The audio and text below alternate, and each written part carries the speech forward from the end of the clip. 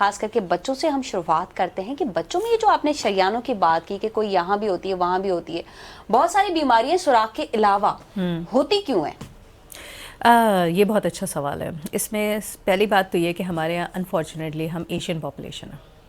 Asian population میں جب ہم ریسرچ وغیرہ پڑھتے ہیں تو جو اوور آل مطلب ہر 100 میں سے ایک بچہ جو پیدا ہوتا ہے اس کو دل کا مسئلہ ہوگا.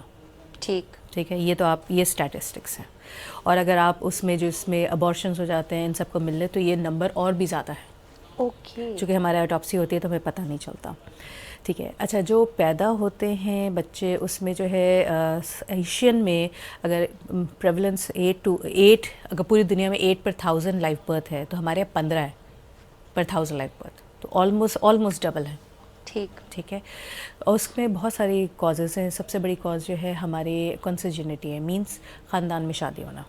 تو وہی بیماریاں خاندان میں اب 2 فیملی والے ہیں ان میں ہیں تو اگر وہ آپس میں شادی کرتے ہیں تو ان میں بھی بچوں میں چانسز بڑھ جاتے ہیں. ٹھیک ہے. اگر مدر کو ہے تو اگر مدر کو ہے پریگننسی میں 10% ہر اس کے ساتھ بڑھ جاتا ہے.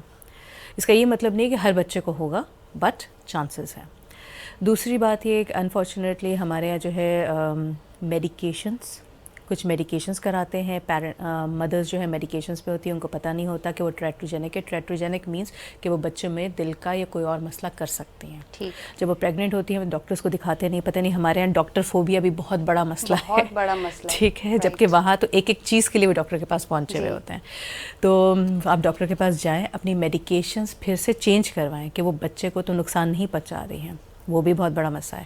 تیسرا انفارچونیٹ ہم لوگ جو ہے تھرڈ ورلڈ میں ہیں، انڈر ڈیولپڈ ہیں. ہماری مدرس میجورٹی مدرس انڈر نورشڈ ہیں. جب جو بچہ پیدا کر رہی ہے جب اس کے پاس اپنی معدنیات نہیں ہیں تو جو بچہ اندر پیدا ہو رہا ہے، بڑھ رہا ہے، پھول رہا ہے، اس کے پاس کیسے ہوں گے؟